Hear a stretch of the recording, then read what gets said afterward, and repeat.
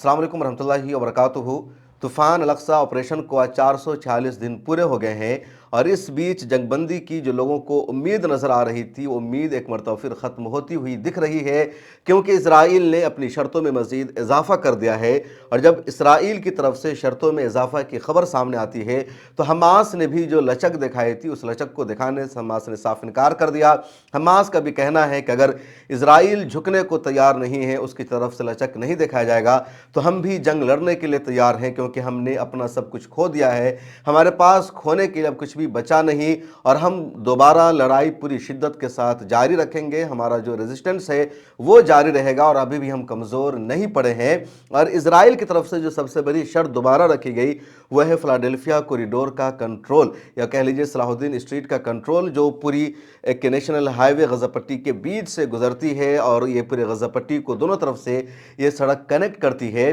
तो उसका कंट्रोल अभी तक इसराइल अपने हाथ में चाहता है और हमास ने हमेशा इसका कंट्रोल इसराइल को देने से मना किया।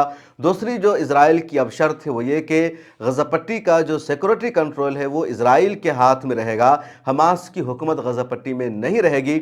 इस शर्त को भी मानने से हमास ने इनकार कर दिया। इससे पहले जंगबंदी में हमास की तरफ से मुस्तकिल तौर पर जंगबंदी और सीज़ फायर की शर्त रखी जा रही थी। उस शर्त से हमास की क़यादत पीछे हट गई थी और फिर इसराइल की क़यादत भी जंगबंदी के लिए, सीज़ फायर के लिए बातचीत पर तैयार हो गई थी। लेकिन जैसे ही काहिरा से इसराइल का डेलीगेशन इसराइल पहुंचता है, तिल अबीब पहुंचा और वहां अपनी हुकूमत से उसने बातचीत की, तो नेतन्याहू ने मज़ीद शर्तों में इजाफा कर दिया और उसी के बाद हमास ने भी बयान जारी कर दिया कि इसराइल की तरफ से जंगबंदी में टाल मटोल से काम लिया जा रहा है, मज़ीद शर्तों का इजाफा किया जा रहा है और इसको बर्दाश्त नहीं किया जाएगा और हम अपनी शर्तों पर अब बरकरार रहेंगे और इतना झुक कर हम समझौता नहीं कर सकते हैं।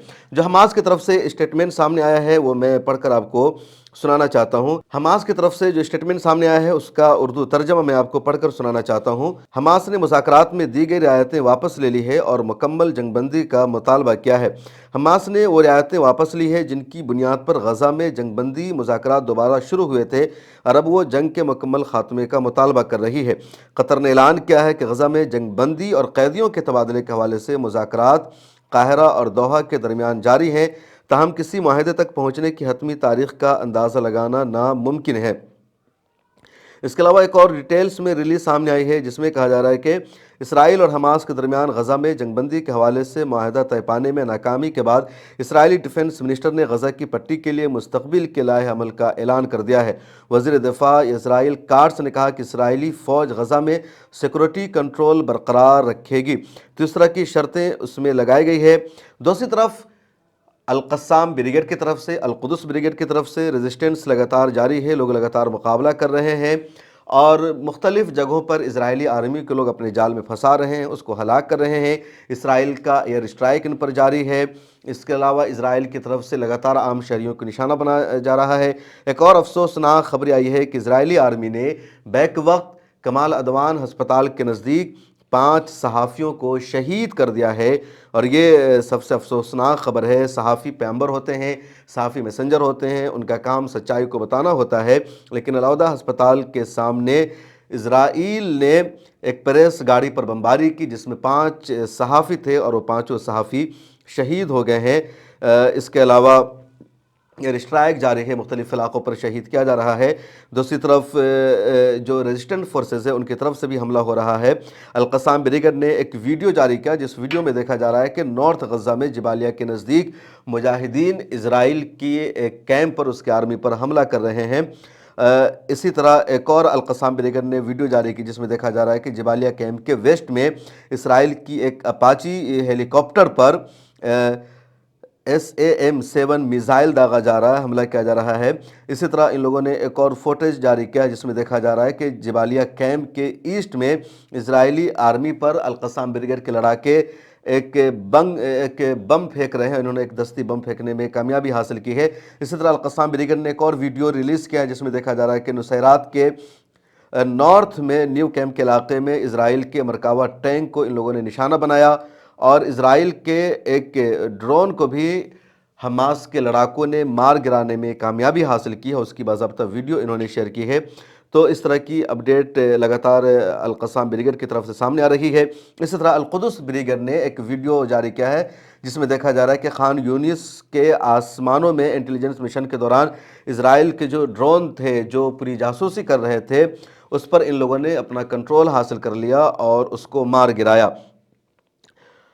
اسی طرح ایک اور اپڈیٹ آئی ہے القدس بریگیڈ کی طرف سے، جو اس کا ملٹری میڈیا آفیشیل ہے، اس نے ایک بیان جاری کیا جس میں کہا جا رہا ہے کہ اسرائیل کا جو کمان اینڈ کنٹرول ہیڈ کوارٹر ہے غزہ پٹی میں، اس پر ان لوگوں نے 107 میزائلوں سے بمباری کی ہے۔